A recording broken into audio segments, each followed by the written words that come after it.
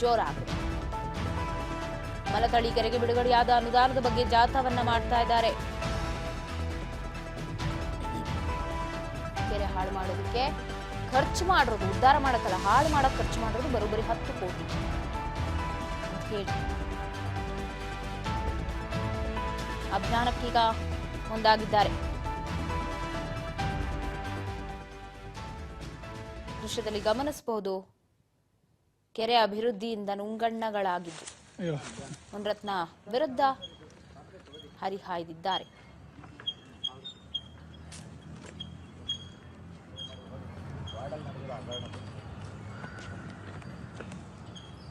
ಈ ಪತ್ರದಲ್ಲಿ ಉಲ್ಲೇಖವಾಗಿರುವ ವಿಷಯವನ್ನ ಕೊನೆಯವರೆಗೂ ತಪ್ಪದೇ ಓದಿ. ಯಾಕಂದ್ರೆ ಕೆರೆ ಕಳ್ಳ ಮುನಿರತ್ನ ನಾಯ್ಡು ಕಾಲ್ಗುಣದಿಂದ ಮಲತಹಳ್ಳಿ ಕೆರೆಗೆ 84 ಕೋಟಿ ಕೆರೆ ಹಾಳು ಮಾಡೋದಕ್ಕೆ ಖರ್ಚು ಮಾಡಿದ್ದು, ಆ ಬಗ್ಗೆ ಅಭಿಯಾನವನ್ನ ಈಗ ಶುರು ಮಾಡಿಕೊಂಡಿದ್ದಾರೆ.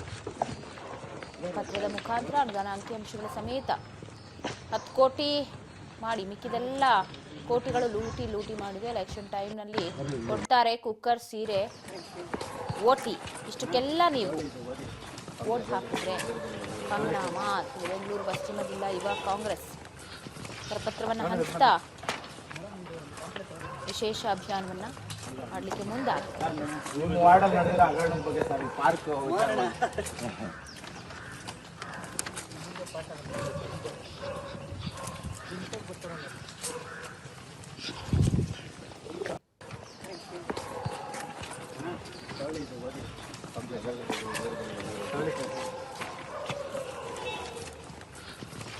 ಹಗರಣದ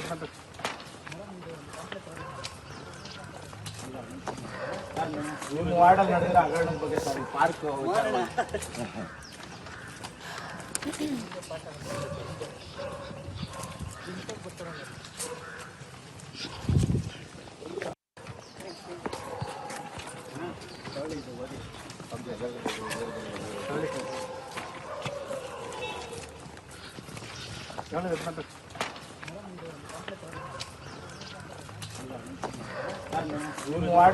ಹಗರಣದ ಬಗ್ಗೆ ಸರ್, ಪಾರ್ಕ್ ವಾರ್ಡಲ್ಲಿ ನಡೆದಿರೋ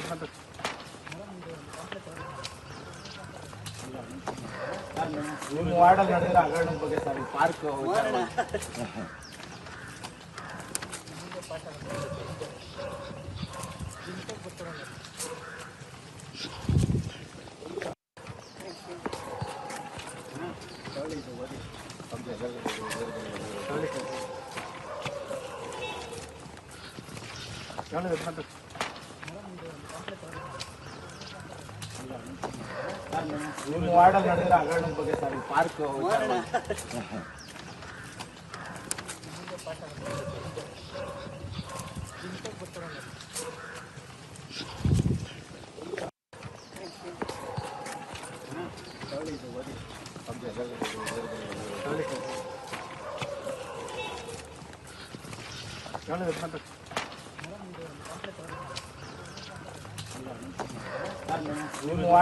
ಹಗರಣದ ಬಗ್ಗೆ ಸರ್, ಪಾರ್ಕ್ ವಾರ್ಡಲ್ಲಿ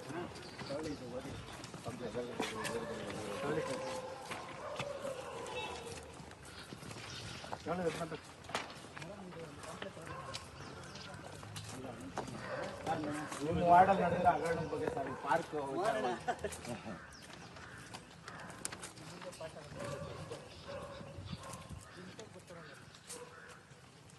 ಬಿಜೆಪಿ ನಾಯಕನ ವಿರುದ್ಧ ಇದೀಗ ಬೆಂಗಳೂರು ಪಶ್ಚಿಮ ಜಿಲ್ಲಾ ಯುವಕ ಕಾಂಗ್ರೆಸ್ ಪ್ರತಿಭಟನೆಗೆ ಮುಂದಾಗಿದ್ದು, ವಿಭಿನ್ನವಾಗಿ ಕರಪತ್ರವನ್ನು ಹಂಚುವ ಮೂಲಕ ಅಭಿಯಾನವನ್ನ ಶುರು ಮಾಡಿದೆ.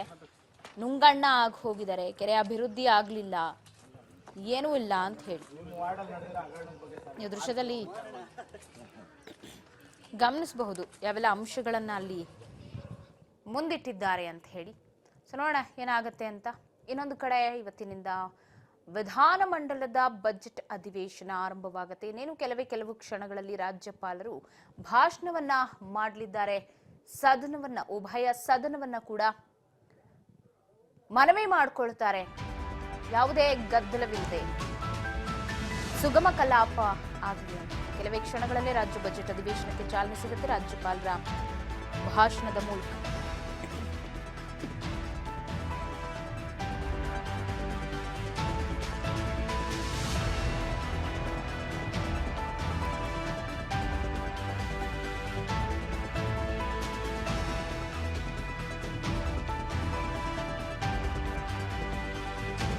ಕೆಲವೇ ಕ್ಷಣಗಳಲ್ಲಿ ಬಜೆಟ್ ಅಧಿವೇಶನ ಆರಂಭವಾಗಲಿದ್ದು ಎಂದಿನಿಂದ ಉಭಯ ಸದನಗಳಲ್ಲಿ ಕಲಾಪ ಆರಂಭವಾಗಲಿದೆ. ರಾಜ್ಯಪಾಲರ ಭಾಷಣದ ಮೇಲೆ 3 ದಿನಗಳ ಕಾಲ ಚರ್ಚೆಯನ್ನು ಕೂಡ ನಡೆಸ್ತಾರೆ. ಕೆಲವು ಕ್ಷಣಗಳಲ್ಲಿ ರಾಜ್ಯಪಾಲರು ಭಾಷಣವನ್ನು ಮಾಡಲಿದ್ದಾರೆ.